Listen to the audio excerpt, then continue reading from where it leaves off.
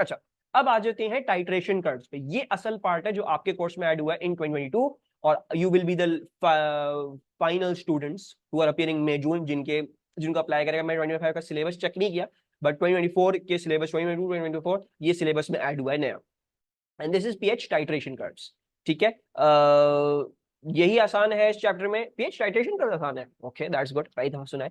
अच्छा, सो pH titration curves क्या होंगे? हम जो है वो पीएच की वेरिएशन दिखाएंगे जब हम कुछ एसिड डाल रहे हैं अल्कली में, अल्कली डाल रहे हैं एसिड में, and we going to see that. ठीक है, उसको समझने से पहले या उस ग्राफ को स्केच करने से पहले हमें कुछ टर्म्स पहले सीखनी है और समझनी है। एक पॉइंट कहलाता है and point, which is when the indicator changes color during titration। ठीक है, तो जब आप टाइट्रेशन कर रहे हो तो अपनी लैब्स में, तो जो आपका कलर जब चेंज करता है उसको बोला जाता है एंड पॉइंट। ठीक है, इधर आप बोलोगे the end point was reached.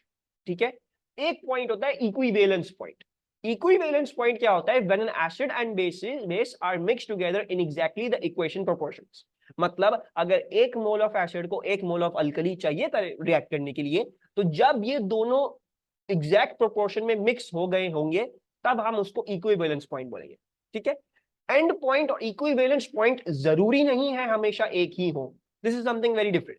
आपका जो इंडिकेटर होता है वो जरूरी नहीं है कि वो एग्जैक्टली इक्विवेलेंस पॉइंट पे कलर चेंज करेगा, लेकिन there are some properties of a pH titration curve that allow us to, कि हम एंड पॉइंट जब निकाले तो हमारा इक्विवेलेंस पॉइंट भी हमें मतलब जाता है, मतलब हम उसी को ले लेते हैं कि भाई यही हुआ। ठीक है, but theoretically speaking and end point and equivalence point, these two are different things. Equivalence point क्या है? जब दोनों एग्जैक्ट प्रोपोर्शन में मिक्स हो गए हैं, एक दूसरे को कंप्लीट न्यूट्रलाइज कर दिया है। और एंड पॉइंट क्या है? जब आपका इंडिकेटर कलर चेंज करता है। अब जरूरी नहीं है कि इंडिकेटर जो है वो करेक्ट पीएच पे कलर चेंज कर रहा हो या करेक्ट इक्विवेलेंस पॉइंट में बिल्कुल कलर चेंज कर रहा हो। ठीक है, इधर बहुत इंपॉर्टेंट है, not all salts formed during titration have a pH of 7 RTP. ठीक है, हर सॉल्ट की पीएच 7 नहीं होती है आरटीपी पे। This is also very important, हम स्टडी करेंगे थोड़ी देर में।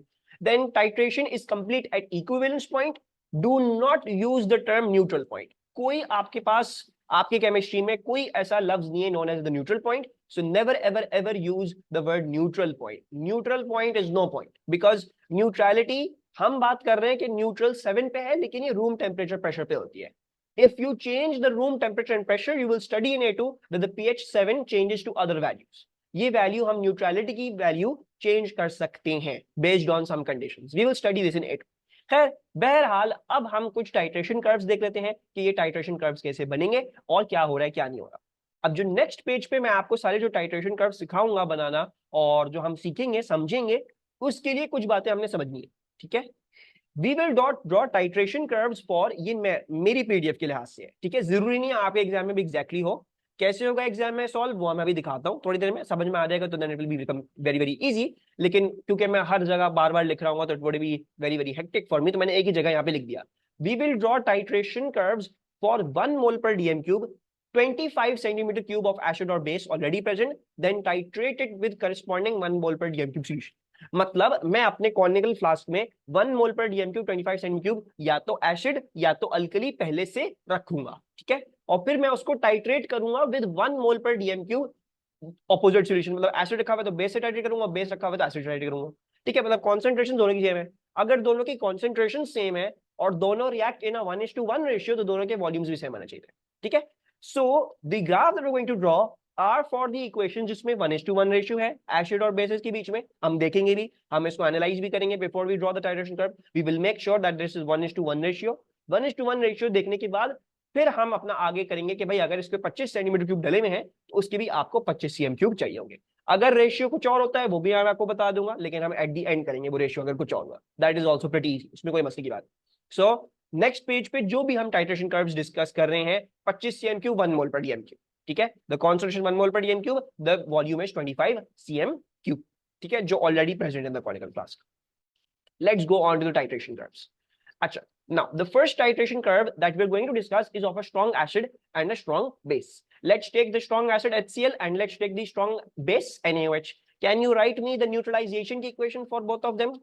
कैसे react करते हैं दोनों? If I react HCl plus NaOH, what forms?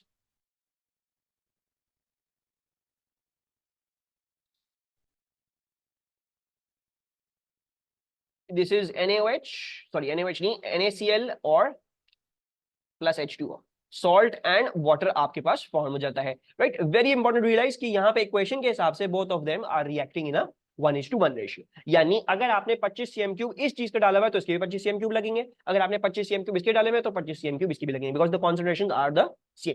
ठीक है, now let's see how are we going to draw our titration curves. अच्छा, the first titration curve that we are going to draw is for this problem HCl plus NaOH, और पहले मैंने alkali रखा हुआ है अपने सॉल्यूशन में, I have kept alkali in the conical flask, और मैं एसिड ब्यूरेट से डाल रहा हूं। ठीक है, I am going to input the acid through the burette and the alkali is already present in the conical flask. अच्छा, अगर तो अल्कली ऑलरेडी प्रेजेंट है कॉनिकल फ्लास्क में तो the pH should start at a 14, because 14 या 13 में भी, क्योंकि आपका ये स्ट्रॉन्ग अल्कली है। NaOH is a strong alkali. If it is already present, my pH should start out of a 14. अच्छा, जैसे जैसे मैं एसिड डालता जाऊंगा वैसे वैसे pH डिक्रीज कर दी जाएगी, है ना, pH will start decreasing, and then eventually जब मेरा एसिड एक्सेस में हो जाएगा तो फिर मेरी एसिडिक pH हो जाएगी, यानी तकरीबन 1 के अराउंड pH हो जाएगी, क्योंकि HCl फिर एक्सेस में हो जाएगा। अच्छा, now this is very important, this thing we need to realize over here, ये बहुत इंपॉर्टेंट है, this might not come to you naturally. The thing with titration curves is कि जब तक आप ऐड कर रहे होते ना कोई खास चेंज नहीं होता, मतलब इधर pH डिक्रीज तो कर रही है बिकॉज आप एसिड ऐड कर रहे हो, लेकिन बहुत ज्यादा स्टीपली डिक्रीज नहीं कर रही, it's actually decreasing quite relatively less, बहुत कम डिक्रीज कर रही है to the proportional to the amount that you are adding over here. ठीक है, मतलब काफी ही कम स्लाइट डिक्लाइन है इधर। अच्छा, स्लाइट डिक्लाइन है, उसके बाद जब तुम 25 cm³ के अराउंड नियर कर रहे होगे, बिकॉज ये तुम्हारा इक्विवेलेंस पॉइंट है, तो क्या होगा, तो एकदम से ग्राफ जो है वो एक बहुत बड़ा स्टीप कर्व लेगा। This is how titration curves are made. Over the whole curve कोई खासा चेंज नहीं आ रहा होता, ठीक है, this is going to remain constant for all pH curves. Over the whole range कुछ खासा फर्क नहीं आता, it's only very very close to the, क्या कहते हैं, आपकी इक्विवेलेंस पॉइंट के आपका एकदम से ग्राफ स्टीप होता है और वो उसमें चेंज हो जाती है पूरी की पूरी चीज। ठीक है, सो फ्रॉम, समझ लो तकरीबन मैंने जो है वो 22-23 cm³ तक मैंने क्या देखा है, ऐसी ग्रेजुअल डिक्लाइन कर रहा है, फिर 22 cm³ onwards until for example 27 cube तक मैंने अपना स्टीप पॉइंट दिखाया और मेरा 25 cm³ इसमें कहीं बीच में आ रहा है। ठीक है, so this is the titration curve. Now what is important that you must know and you must draw properly. सबसे पहले तो ये पता होना चाहिए क्योंकि आपका starts at 14, it is starting at 14 in this case, and why is that? Because NaOH is a strong alkali, है ना, क्योंकि हमने ऑलरेडी जब अल्कली डाला हुआ है तो NaOH स्ट्रॉन्ग अल्कली है, तो वो जाहिर बात है pH 14 पे स्टार्ट करेगी। अच्छा, फिर क्या है, एंड यहाँ पे क्यों कर रहा है, because it's ending over here ends at approximately 1 as HCl is strong acid, है ना, तो जब HCl एक्सेस में हो जाएगा तो आपकी pH जो है वो तकरीबन 1 के अराउंड हो जाएगी। ठीक है, अच्छा, स्टीप पॉइंट कहां आ रहा होगा, steep point should be very very close to the equivalence point, और हमारा इक्विवेलेंस पॉइंट कहां पे होगा, और equivalence point will be exactly इस केस में where your pH is becoming a 7।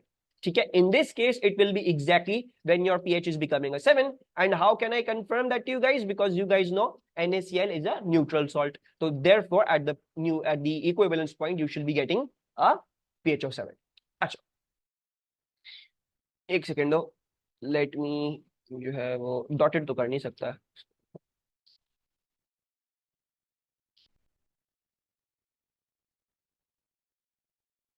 अच्छा, अच्छा, ना what are the important things, मैंने इधर और क्या क्या लिखा हुआ है, ये लो इधर लिख लेते हैं। तो we are saying equivalence point is at pH 7 as NaCl is neutral। और क्या बताना है मुझे तुम लोगों को, बस ये यहां तक अभी फिलहाल इतना काफी है। अच्छा, ना one more thing that we need to realize, एक काम करते हैं हम दूसरा वाला बनाते हैं, मतलब इसका ऑपोजिट वर्जन बना लेते हैं, यानी running alkali into the acid, मतलब पहले से मैं एसिड रखूं और फिर अल्कली इसमें रनिंग कर दूं, तो ग्राफ कैसा बनेगा वो डिस्कस कर लेते हैं, पहले वो बनाते हैं और फिर मुझे कुछ एक का दुक्का और बातें डिस्कस करनी है, so that we can always draw these graphs masterfully and accurately. अच्छा, अब अगर मैं उसी केस सिनेरियो को उल्टा कर दूं, यानी मैं पहले अल्कली डाल दूं कॉनिकल फ्लास्क में और अब ब्यूरेट से एसिड डाल लूंगा, तो कुछ भी फर्क नहीं पड़ेगा, सिर्फ ये होगा कि आपका ग्राफ फ्लिप हो जाएगा। अब पहले से एसिड प्रेजेंट है, सो देयरफॉर ग्राफ कहां पे स्टार्ट करेगा, ग्राफ अराउंड 1 पे स्टार्ट करेगा, है ना। Therefore the graph will start approximately at around 1 पे स्टार्ट करेगा, और फिर वही एकदम से स्टीप पॉइंट आएगा 25 cm क्यूब के पास, और फिर एंड कहां करेगा, बिकॉज मेरा जब अल्कली एक्सिस में होगा तो मेरा एंड कर जाएगा 14 पे, right. So it's going to be like this, so let's draw this neatly now. So it's going to be something like this. The titration curve is going to be something like this. Why is it ending over here? So we'll say ends at 14, and you know NaOH is a strong base. Why is it starting off at over here? तो हम लिख रहे हैं starts off at 1 as HCl is strong acid. Once again your equivalence point is going to come out to be at 25 cm cube. 25 cm cube पे ही हमारा equivalence point आएगा, और वही हमारे पास 7 की pH पे हमारा आ रहा होगा हमारा neutral point. So we will be getting at a 7 pH our neutral point. So once again your equivalence is at a pH of 7. Equivalence point at pH 7 as NaCl is neutral. Okay, now there are some things that I want you to understand that will help you draw the graphs properly. अच्छा, देखो इसमें case में क्या है, इस case में strong acid और strong base है, right? A strong acid and a strong base, when they are going to compete, none of them is going to win. They are both equally strong. ठीक है, तो क्या होगा, आपका जो स्टीप पॉइंट होगा वो अल्कलाइन पीएचएस भी कवर करेगा। मतलब देख रहे हो यहाँ से अप्रोक्सीमेटली फ्रॉम लाइक 13 से लेके उसने 7 तक भी कवर किया, नहीं उसने अल्कलाइन पेज भी कवर करी, और फिर 7 से लेके उसने अराउंड 2 तक भी उसने यहाँ पे एसिडिक पेज भी कवर करी। तो जब हमारा स्ट्रॉन्ग एसिड और स्ट्रॉन्ग बेस होगा तो वो पूरा स्ट्रॉन्ग एल्कली की भी सारी पेज कवर करेगा और स्ट्रॉन्ग एसिड की भी सारी पेज कवर करेगा, क्योंकि दोनों में से कोई भी एक दूसरे पे गालिब नहीं आ सकता, right. So since you have a strong acid and strong base, the titration curve का स्टीप पॉइंट जो है वो सारी पीएच कवर करेगा, अल्कलाइन भी और एसिडिक पीएच भी। दूसरी बात क्या है, क्योंकि once again you had a strong acid and strong base, so therefore once again जो सॉल्ट बनेगी वो 7 पे होगी, न्यूट्रल होगी, because once again these two will compete with each other और एक दूसरे को परफेक्टली न्यूट्रलाइज करेंगे, आपके पास कंप्लीटली न्यूट्रल सॉल्ट बनेगी, ठीक है। So in both cases you saw this, चाहे मैं एसिड इंटू अल्कली करूं या मैं अल्कली इंटू एसिड करूं, क्योंकि दोनों स्ट्रॉन्ग हैं, सो देयरफॉर सारा जो स्टीप पॉइंट है वो एसिड अल्कलाइन सब पीएचएस में आएगा, यहाँ पे भी एसिड अल्कलाइन सारी पीएचएस में आया। और दूसरी बात ये इक्विवेलेंस पॉइंट हमारा 7 पे था, right. So just to make sure that you guys are reading this, वो मैंने यहाँ पे लिखा हुआ है। तो pH change only happens for narrow domain, ये स्टीप पॉइंट के लिए। और दूसरी पेज बात क्या है, steep point covers alkaline and acidic pHs because the both were used the both that were used were actually strong acid and strong bases. कोई problem इस ग्राफ में, any confusions in understanding the titration curve? अब now I will be needing your help to complete the further आगे वाली चीजें, क्योंकि इतना अगर समझ में आ गया तो फिर हम फर्दर और चीजों को साथ साथ पढ़ेंगे तो हमें समझ आ जाएगा। कोई कंफ्यूजन यहाँ तक किसी भी बात में आपको कोई कंफ्यूजन है, कोई बात आपको दोबारा से रिपीट करवानी है तो मुझसे पूछ लो, इफ नॉट तो अब मैं आप लोगों से सवाल पूछ के and will try to construct all of the titration curves, जो भी हमारे पास डिफरेंट केस सिनेरियोस आ सकते हैं। कोई परेशानी है मेरे बच्चों? अनका, एनी कंफ्यूजन? अनस, नैरो डोमेन वाला एक बार, नैरो डोमेन मेरा बच्चा लाइबा, सिर्फ ये है कि तुम्हारी जो स्टीप पॉइंट है ना वो बहुत चौड़ा नहीं है, मतलब it's not a steep point like this, ऐसा नहीं होगा steep point, it's not like this, it is a very मतलब इट इज अ वेरी छोटे सी विड्थ रखता है, ये बहुत ही छोटी सी विड्थ में स्टीपनेस के थ्रू ये अपना उस वैल्यू से नीचे आके गिरता है या उस वैल्यू से ऊपर आके बढ़ता है, राइट। सो स्टीप पॉइंट से मतलब यानी मतलब नैरो डोमेन का मतलब क्या है, बहुत पतली है ये line, it's not expressed over this long area, ये छोटे से एरिया में है, सही है। और कोई सवाल?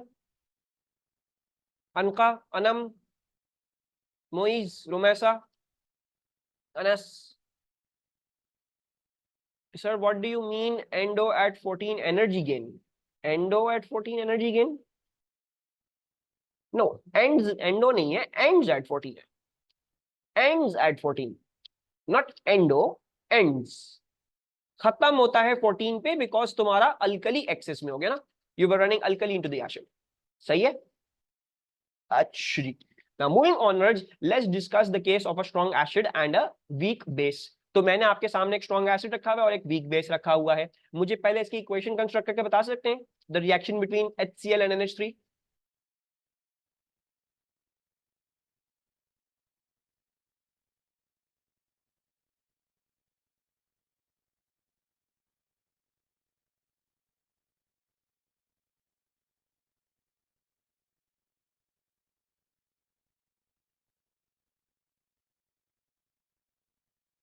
What shall be the equation?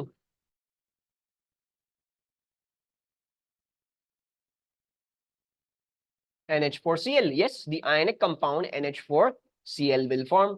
ठीक है, या आप इसको अलग से भी लिख सकते हो, you could also written it as NH4 plus Cl negative, that is also perfectly okay, उसमें कोई मसले की बात नहीं है। लेकिन अगर बात समझ जाओगे तो एक्चुअली NH4 प्लस और Cl नेगेटिव दोनों मिलके ये एक आयोनिक कंपाउंड NH4Cl वाली सॉल्ट बना रही है। ठीक है, now let's start drawing the. अच्छा, once again you can see it is reacting in 1:1 ratio, यानी अगर 25 cm क्यूब भी डाला हुआ है तो उसके पर इसकी भी 25 cm क्यूब चाहिए होंगे, अगर 25 cm क्यूब भी डाला हुआ है उसकी भी 25 cm क्यूब चाहिए होगा। ठीक है, why does no water form? Because ammonia does not have any oxygens. You don't have any oxygen in this case, therefore no water will form. Then how can it be acid base reaction? क्या मतलब acid base? H plus जा रहा है, H plus gain कर रहा है, acid base reaction तो है।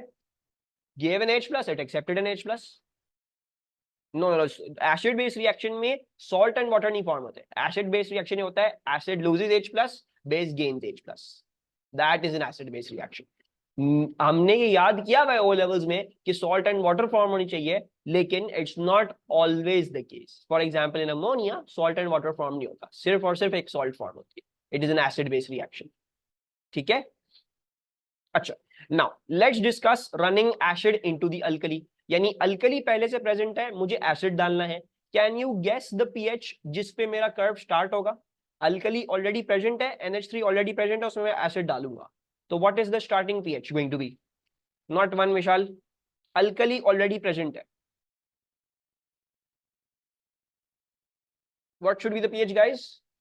12 10, above 7 होगी, मतलब ये we know that ammonia is a weak base, so तकरीबन 9 10 के आसपास ये शुरू करेगा अमोनिया अपना कर्व। ठीक है, ammonia will start its curve तकरीबन आसपास 9 10 के पास पास। ठीक है, I am going to take 10 as the pH of ammonia, मैं 10 ले रहा हूं अमोनिया की पीएच।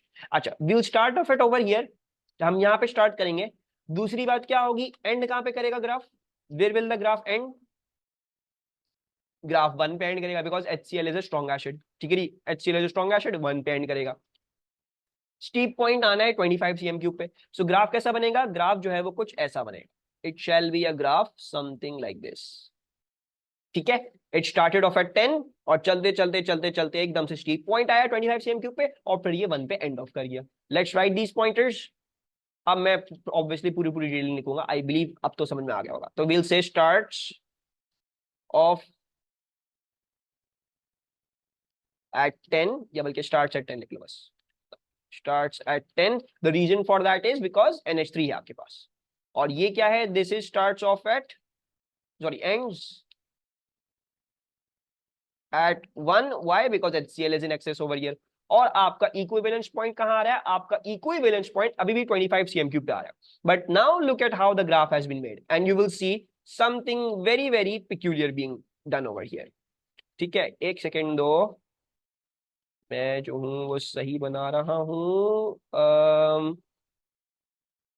मुझे हल्का सा अपना पॉइंट ये लग इधर करना पड़ेगा just to make it consistent. अच्छा, और ये कड़क कड़क कड़क कड़क और कड़क कड़क।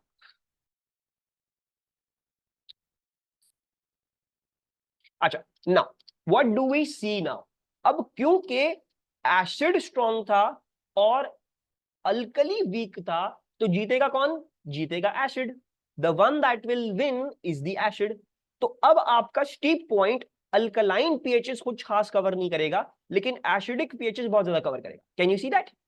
The steep point is now not as much in the alkaline वाली रेंज, मतलब अप्रोक्सीमेटली तकरीबन समझ लो 8 से लेके 7 तक, 8 से लेके 7 तक ये बस इसने अल्कली रेंज में यहां पे था, और 7 से लेके ऑल द वे टिल 2 ये एसिड में था। So I hope you can see that क्योंकि since the acid was strong and the base was weak, now the steep point will be made more in the acid वाली region। यानी देखो मेरा steep point देखो, ज्यादा वो acid वाला cover कर रहा है, बेस वाला उसने इतना ही कवर किया। दिस इज द बेस वाला part it's covered and this is the acid वाला part it has all covered in the steep point. दूसरी बात क्या है, क्योंकि एसिड स्ट्रॉन्ग था तो वो गालिब आएगा, तो अब जो आपके पास सॉल्ट बनेगी ना, the salt that is going to form over here is actually going to be an acidic salt. So your equivalence point is no longer at a 7 now. And why is that? Because NH4Cl is acidic. It's an acidic salt.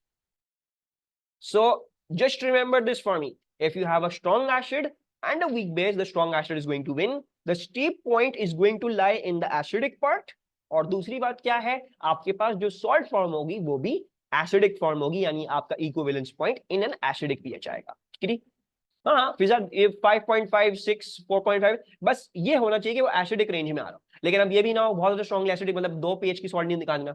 So 5 4 6 that is good enough graph. मैं अभी भी rough sketches कर रहा हूं, मैं कोई hard and fast rules नहीं बता रहा कि 5 पे ही दिखाना है, तुम लोगों ने यही करना है वो करना है। It's just I am trying to tell you a rough sketch. ये समझ में आया सबको?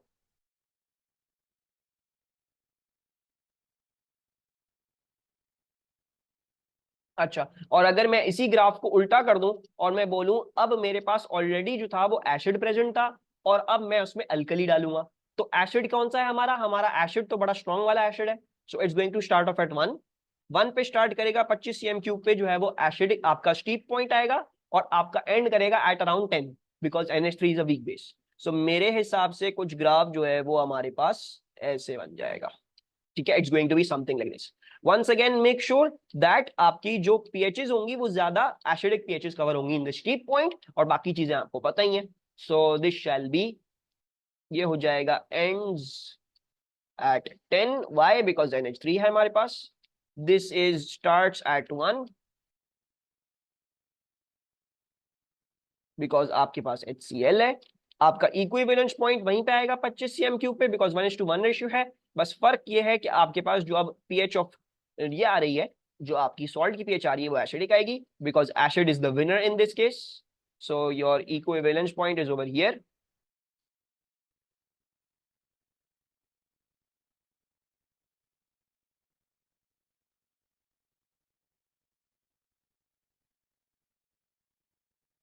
And lastly, make sure that the steep point covers more of the acidic part. So the steep point जो है मैंने यहाँ पे भी यहाँ से यहाँ दिखाया है, the steep point over here, और यहाँ पे भी वहां से लेके वहां तक, the steep point in both cases will be more in the acidic वाला part.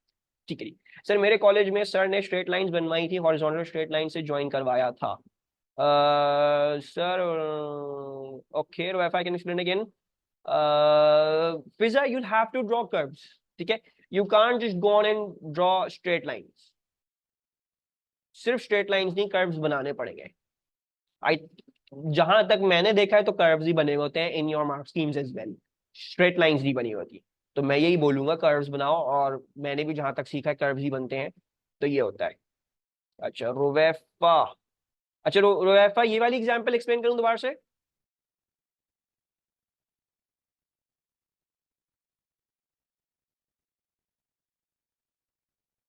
अच्छा रुबैफा देखो, इसमें क्या हो रहा है, इसमें तुम HCl और NH3 डाल रहे हो। HCl स्ट्रॉन्ग एसिड है और आपके पास वीक यस लाइवा, आपके पास वीक बेस है। स्ट्रॉन्ग एसिड और वीक बेस है।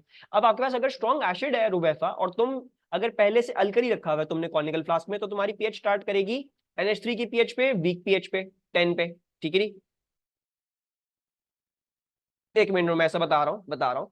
तो जब हमारे पास मेरे पास अगर ऑलरेडी NH3 प्रेजेंट है रुबैफा, तो NH3 तो वीक बेस होता है, इसकी पीएच अराउंड 10 होगी, 10 9 इसी अराउंड होती है, right? So the graph starts off at 10, हमारा 10 पे स्टार्ट करता है, और जैसे जैसे मैं HCl डालता जाऊंगा ये डिक्रीज करेगा डिक्रीज करेगा डिक्रीज करेगा डिक्रीज करेगा। अच्छा, डिक्रीज करते करते आपके पास 25 cm³ पे अराउंड आपका इक्विवेलेंस पॉइंट आएगा, और फिर एंड कहां करेगा graph? The graph will and at around 1 pH, right? ये क्यों? बिकॉज 1 pH यानी स्ट्रॉन्ग एसिड आपका, the acid is a strong acid. ठीक है, अच्छा अब स्टीप पॉइंट हमारा वहीं पे आएगा 25 cm³, लेकिन अब कुछ डिफरेंसेस है ग्राफ में। सबसे पहली बात, स्टार्ट एट 10 एंड एट 1।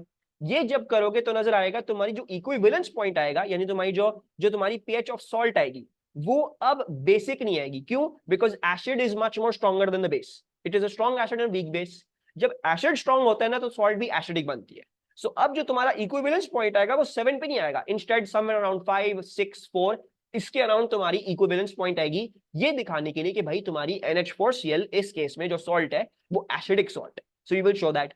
दूसरी बात क्या है रुवैफा, इधर तुम्हें देखना है कि क्योंकि मेरा एसिड जो था वो स्ट्रॉन्ग था, तो देखो मेरा स्टीप पॉइंट बेस वाली रेंज में बहुत कम गया, इट इज इन बेस वाली रेंज में, यानी इट इज ओनली 8 to 7 तक बेस वाली रेंज में।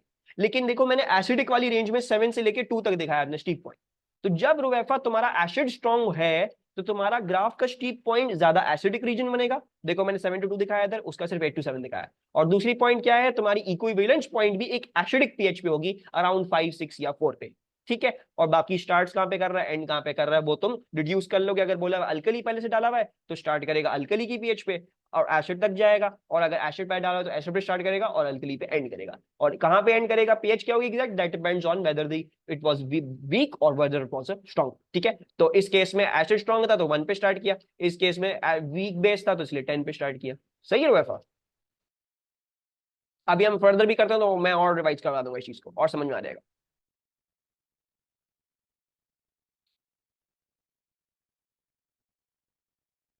अच्छा फिजा, you're saying that your star has start like this, मतलब उन्होंने काफी straight horizontal line दिखाई ना, तो he has drawn it like this, something like this, है ना। अच्छा, um you would be correct in drawing that, उसमें कोई मसले की बात नहीं होगी। ठीक है, ये जो मैंने कर्व्स बनाए ना इधर, these are a for a reason that we'll be studying in the A2 course, AS के कोर्स में नहीं है। तो you guys will be correct in drawing them like this, इसको ऐसे ही दिखा दो। ठीक है, सो ये मैं एक्सप्लेन भी नहीं कर रहा ये मैंने कर्व्स क्यों बनाए यहाँ पे, और अभी आप लोगों को समझ में आएंगे भी नहीं। ठीक है, so don't worry about these curves, just go on 10 से शुरू करो, अपना आहिस्ता आहिस्ता डिक्रीज करो, फिर यहाँ से दिखाओ, इधर से कर दो और ये कर दो। ठीक है, मैं क्यों कर रहा हूँ, जस्ट फॉर कंसिस्टेंसी मैं एक्सप्लेन नहीं कर रहा, because I just don't want you to get confused in that. जिसको जिसने A2 पढ़ी हुई है उसको पता होगा बफर सॉल्यूशंस की वजह से कॉज हो रहा होता है, हमारे कोर्स में बफर सॉल्यूशंस नहीं है A2 में जाके, लेकिन फिर आपको ये कर्व्स बनाने पड़ेंगे, you will have to make these curves in A2। ठीक है, and that the reason for that is because the buffer solution forms. बहरहाल यू वुड बी फाइन, जैसे मैंने देखो ना मैंने यहाँ पे हल्का सा कर्व दिखाया, कर्व दिखाना यहाँ पे शुरू के ग्राफ में जरूरी नहीं है for AS level, you can just draw them as straight lines, मतलब नॉट एज लाइक दिस, थोड़ा सा स्ट्रेट स्ट्रेच करिए, दैट्स ऑल। अच्छा, moving onwards, let's discuss a strong base and a weak acid. Strong base क्या लिया मैंने, NaOH लिया, और weak base sorry strong base मैंने NaOH लिया और वीक एसिड मैंने CH3COOH लिया। Can you construct an equation. अच्छा एक और चीज रुमैसा ने पूछा था, रुमैसा मैंने जो लिखा हुआ है ना steep point sorry pH change only happens for a narrow domain, मैंने रुमैसा ये बात बताई है बस इधर कि तुम्हारा जो स्टीप पॉइंट होगा ना वो बहुत ही छोटे से पार्ट में एग्जिस्ट करेगा। ठीक है, स्टीप पॉइंट रुमैसा कभी भी इतना बड़ा नहीं बनाया जाएगा, रिमेंबर दिस फैक्ट। ठीक है, it will be not this wide, it will only be this short, मतलब इवन इनफैक्ट अगर तुम इसको बहुत ज्यादा स्टीप इस तरह से दिखा दोगे बिल्कुल सही होगा, बहुत ज्यादा स्टीप दिखाओगे स्टीप पॉइंट को, जब इसको बोला था steep point, don't draw it बहुत ज्यादा खिंचा हुआ, इसका मतलब ये। Okay, they resist change in pH, what thing Ruefa, yes they resist change in pH exactly, buffer solutions जो है वो pH को चेंज को resist करते हैं। अच्छा, strong base and weak acid, NaOH और CH3COOH को अब हम रिएक्ट करके देख लेते हैं। NaOH और CH3COOH, can you construct the equation। ठीक है, thank you, so the equation is going to be NaOH plus CH3COOH, this is going to react and form CH3CONA plus H2O। ठीक है, अच्छा ये कर लिया अब हमने, अब हमें वापस से टाइट्रेशन कर बनाना है। Let's say running acid into the alkali, alkali strong है एसिड वीक है, अगर अल्कली पहले से प्रेजेंट है तो पीएच क्या होगी स्टार्ट की 14 होगी, हमारा अल्कली स्ट्रॉन्ग अल्कली है वो 14 पे स्टार्ट करेगा, तो somewhere over here my graph will start. And कहां पे करेगा ग्राफ, वीक एसिड के लिए CH3COH के लिए, what do you guys think where should the graph end, अगर मेरा weak acid is in excess and में तकरीबन 3, 4, 5, these are good estimates, so you can say 3, 4, 5 तक हमारा ग्राफ जो है वो एंड कर जाएगा। ठीक है, and let's draw the graph once again, equivalence point 25 cm3 पे आएगा, व्हाई, बिकॉज़ 1:1 का ratio. So what will be doing this, ये आया यहां से। ठीक है, स्टीप पॉइंट हमारा जो है वो तकरीबन, एक सेकेंड, स्टीप पॉइंट हमारे पास तकरीबन ये आएगा, सॉरी बहुत ज्यादा दिखा दिया, एक second, something like this.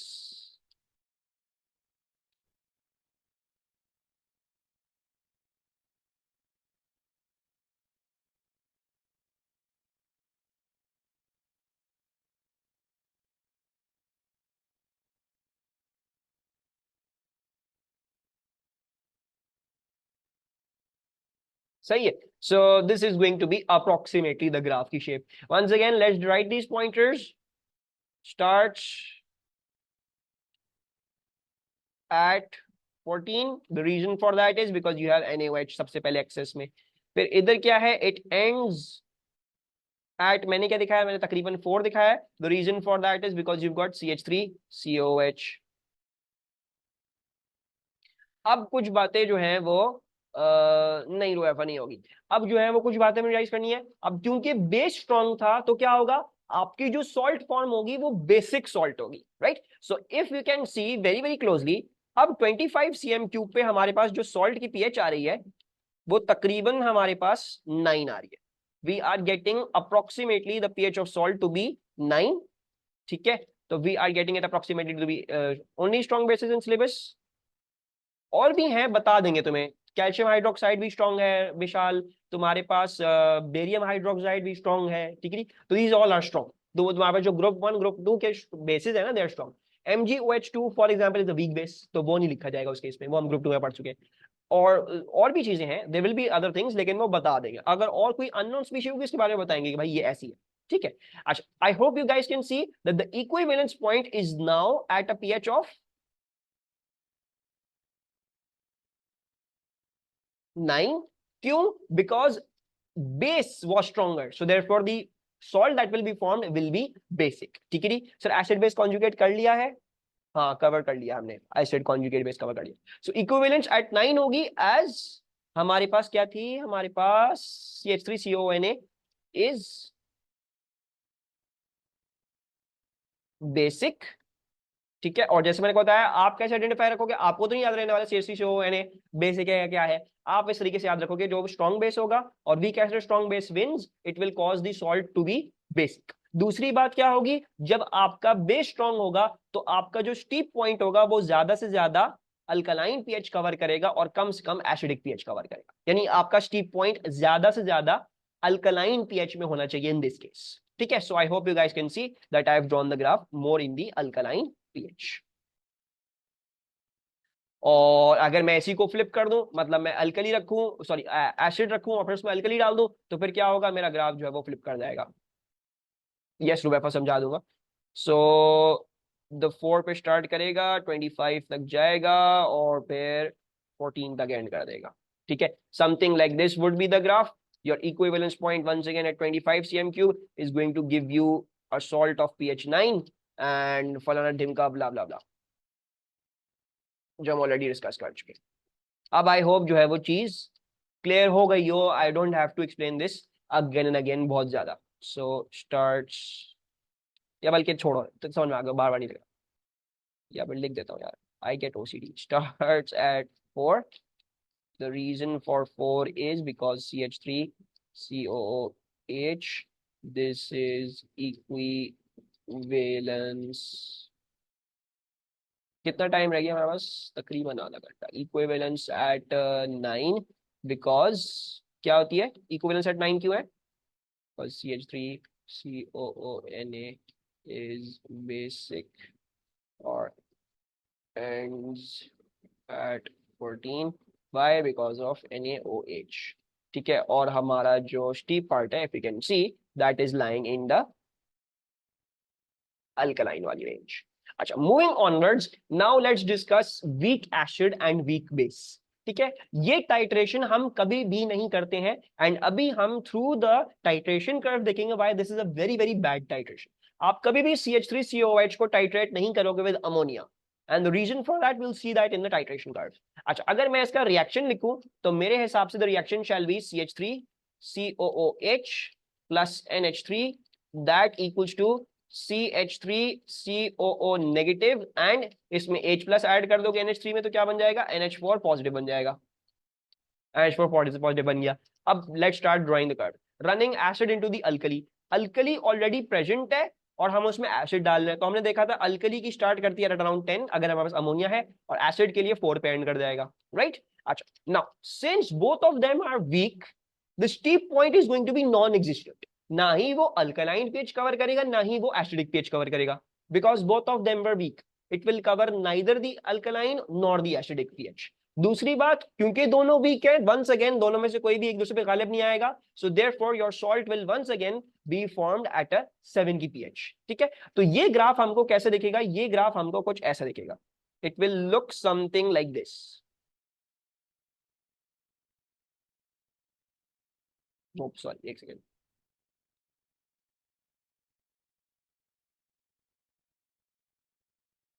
If I am not wrong, अच्छा नहीं, एक सेकेंड, एक सेकेंड हमें क्या दिखाना है, 10 से लेके 4 तक जाना ना मुझे, I have to go from 10 to 4, कि मैंने आपके साथ ये डिस्कस किया। सो 10 से लेके जाते हैं और 4 तक पहुंचते हैं।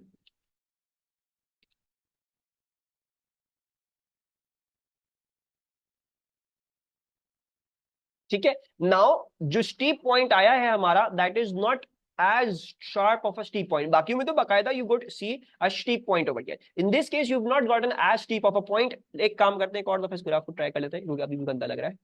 so it's going to be something like this, you're not going to get as steep of a point। सबसे बड़ा मसला तो इस टाइट्रेशन का ये आता है। अच्छा, 10 पे क्यों स्टार्ट कर रहा है, because you have a weak base starts at 10 because the NH3 is present, and this ends at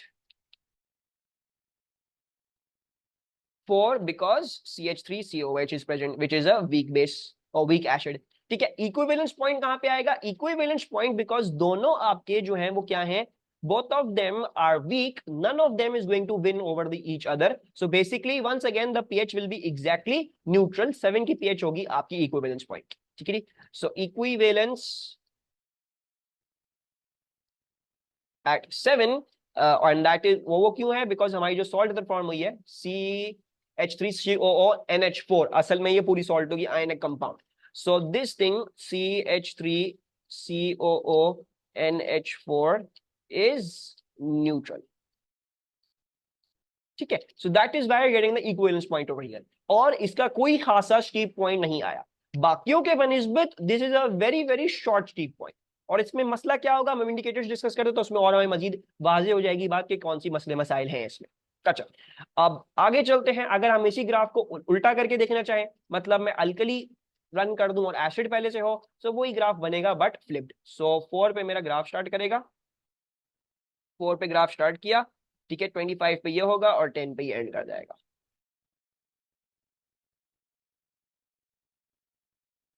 So the graph is going to be something like this, the equivalence point once again comes out to be at 25 because 1:1 के ratio में interact कर रहे हैं दोनों, और आपकी pH of neutrality आपके पास 7 आ रही है।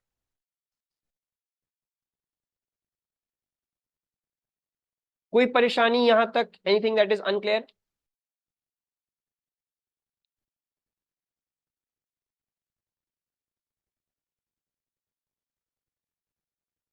आई होप बोरिंग नहीं हो गया, बिकॉज एंड में आई बिलीव, आई थिंक एक दफा हम थ्योरी समझ लेते हैं इसकी तो इतनी फिर मसले की बात नहीं होती है, it's just then carry forward from there. All clear, अन का आपको क्लियर, रुमैसा आपको क्लियर है?